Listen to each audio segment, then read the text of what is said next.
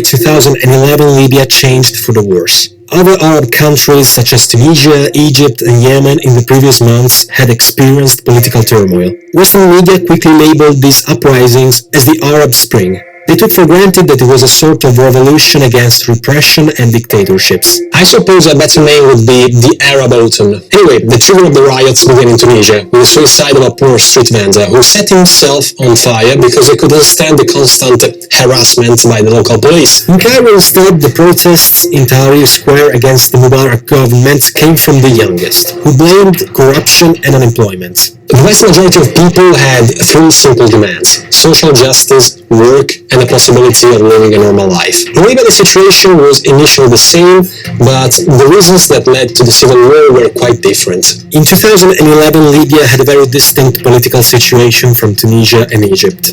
Although ruled by an authoritarian and highly questionable leader, Muhammed Gadafi, Libya's small population, only 6 million people, enjoyed a decent standard of living, better than one might have thought, even better than Yemen or Lebanon. The oil and gas industry had absorbed most of the skilled workforce and people, allowing the nation to enjoy most of the profits. How was it possible? Simple, with a strong control by Gaddafi. Keeping a tight control on political and economic issues through a system of loyalty built over the years with alliances, nepotism and money, Muammar Gaddafi managed to maintain power for an extraordinarily long period of time, from 1969. In that year, Gadafi, or as he was called, the Rais, proclaimed with a coup d'etat the beginning of the Arab Republic of Libya. After surviving several attacks by the US in the 80s, Gaddafi gradually normalized his relation with the West, and by the early 2000s he was seen as a tough head of state. Some European leaders even tolerated him with an unwritten pact: "You don't give us any trouble with migrants, and we will just leave you alone." For at that time in Libya there weren't significant riots, and the popular dissent was limited to some extremist elements. Anyway, the Tunisian and Egyptian revolts had convinced one of the Arab Gulf countries, Qatar, that it was possible to overthrow Gaddafi's power from the outside by relying on the help of moderate Islamic forces in Libya.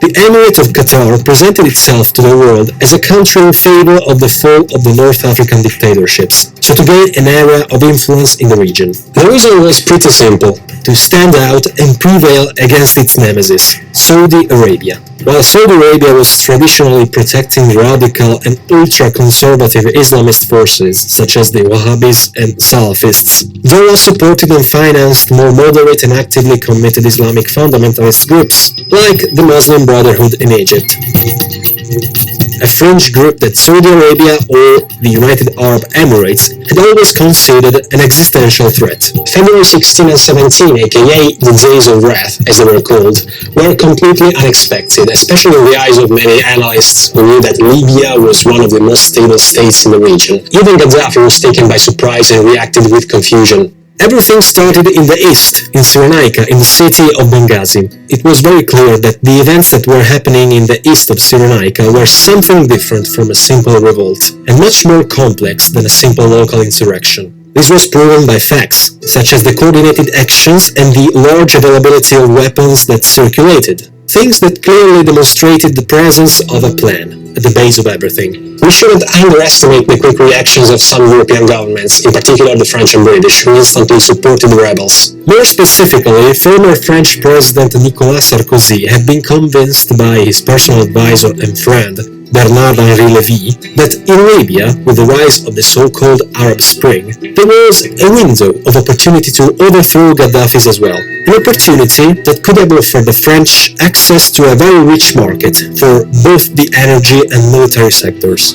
On TV, newspapers and radios, a narrative began to spread around the Libyan crisis, based on the logic that Gaddafi's regime was repressing in blood a peaceful and popular revolt. This narrative began spreading from Qatar, which broadcasted images of violence, destruction, anger, and Gaddafi had unleashed a massacre with the aim of maintaining his power and privileges. The Qatari news described how the Libyan Air Force indiscriminately bombed the urban areas of Cyrenaica, creating thousands of victims among civilians. Beyond this, the media spoke of mercenaries under Gaddafi's payroll who were stuffed with Viagra and were guilty of raids and rapes against the population, something that actually wasn't proven at all. So as you watch the videos tonight and watch the program tonight, ask yourself this: who do you believe?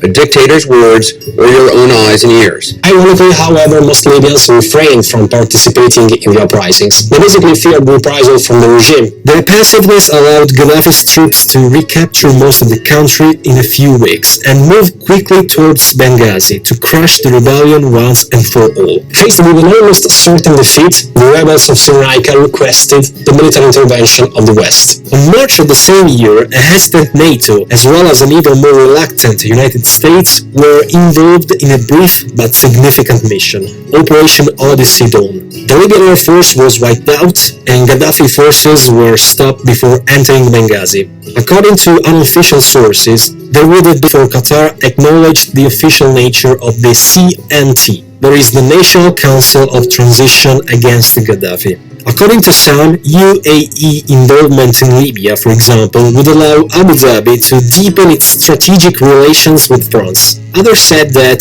Qatar was prone to agree because it could benefit from exclusive access to some of the Libyan oil reserves. They would trade it on behalf of the new Libyan government that would have risen after Gaddafi. But Qatar was hardly the only voice in the oil business. Already in April 2011, French companies expressed their willingness to settle in the country. As revealed by the State Department in 2016, some emails found in the servers of Hillary Clinton, the US Secretary of State at that time, an open supporter of the uprisings, referred to alleged French humanitarian flights to Libya, to which groups of executives from two major French companies, Total and Vinci, actually traveled. As stated by a close Clinton advisor in one of these emails, French intelligence agents had described Sarkozy's interest in Libya as being based on the desire to obtain a greater share of oil production. Gaddafi didn't behave well against Westerners. Gaddafi first reacted by interrupting any collaboration with Western oil companies in Libya to protect his fields, which resulted in a 30% increase in the price of natural gas. This of course deeply worried the main NATO powers, first and foremost France, Great Britain and the US. On the other hand, as officially stated by Alain Juppé, the French foreign minister at that time, it was right and logical that French companies could defend their position and benefit from the war in Libya. According to the French newspaper Libération, speculation about the real motivations for the French intervention were based on a letter that rebel forces had sent to Sarkozy in April 2011. The rebels offered France 35% of Libya's oil and gas in exchange for French support for the insurgency. As we can well imagine, that was a way not only for France but also for other European powers to reduce their dependence on Russian gas imports. In the email unclassified number 2014-2043-9 called The French Client and Gaddafi's Gold, sent in April 2011 by a close Clinton aide, Sidney Blumenthal, the main motivation for the French attack was endorsed by the White House and was totally hidden to other allies such as Italy or Germany. According to the report, France had attacked Libya because Gaddafi's short-term intention was to replace the African franc, the CFA, in the French African territories, with a new local currency.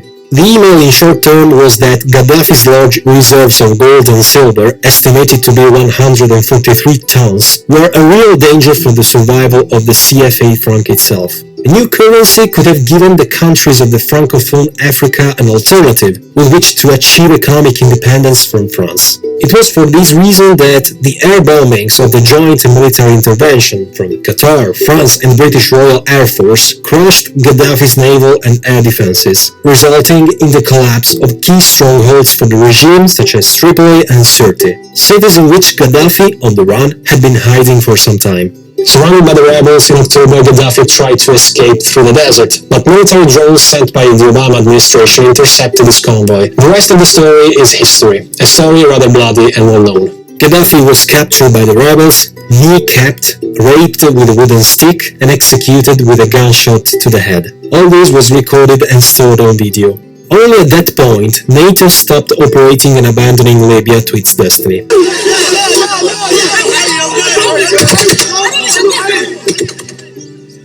The But once the old master Gaddafi was dead, the race for the Libyan resources had just begun. US sources stressed to the various departments the importance of not allowing countries such as Turkey or Italy to invade the field designated for the US, France and Qatar. The death of Gaddafi aroused mixed reactions in Libya. There were those who rejoiced, those who were still attached to the memory of the old leader, and those who knew that the future crisis would make the old regime be regretted. What resulted from the fall of Gaddafi was dictated by the historical dualism that separated Cyrenaica and Tripolitania, a polarization that led to a de facto separation in two of Libya. With the rise of Islamist groups and small local gangs, around 300 of them, and with the breakup of the old alliances between the various tribes in the southern part of the country, Libya turned into anarchy, where no one was actually in power anymore and where everyone had its own interest. History teaches us that Libya has been torn by two civil wars. The first ended with the death of Gadafi in October 2011, and the second began in 2014 and still ongoing. The truth is that the war has never ended. It always went on. And from the Arab Spring, Libya moved to the Arab Winter. On one hand, there were the national forces loyal to General Haftar, who had settled down in Cyrenaica, in Tobruk. He soon stood out as the strong man in charge, with the claim that the General National Congress mandate was expired. Haftar was backed and financed by the United Arab Emirates, Egypt, Saudi Arabia, France, Syria and Russia. On the other hand, there was a whole series of various forces in Tripolitania under the umbrella of the Government of National Accord, whose ex-Prime Minister, al-Sarraj, was accused by Haftar of terrorism. From 2012, this side was supported by Turkey, the US and the European Union. Basically, al-Sarraj blamed Haftar for his purpose to bring back a Gaddafi-style regime. A long stalemate to control the main oil deposit followed the first phase of war, until 2012, when peace talks began with the commitment to stabilize the country. Obviously, terrorist organizations such as ISIS and Al-Qaeda have entered the Libyan chaos, and this didn't make it any easier to solve the conflict. With the demise of Gaddafi, organized crime has taken even greater advantage of weapon trafficking and migratory flows from sub-Saharan Africa to Europe, creating a very profitable business. Prior to the revolution, Libya boasted Africa's largest oil reserves. Oil, which once accounted for 96% of the country's income, is now just a memory. From a peak of at least 1.5 million barrels a day before the war, Libya is now lucky if it can export a quarter of that. Today, Libya is in a very serious state. Personally, I can only hope for the best for a nation that geopolitically is fundamental for the stability not only for North Africa, but also for Europe. The old Libyan motto used to be freedom and unity. Well, let's hope again that it will become so again, as soon as possible.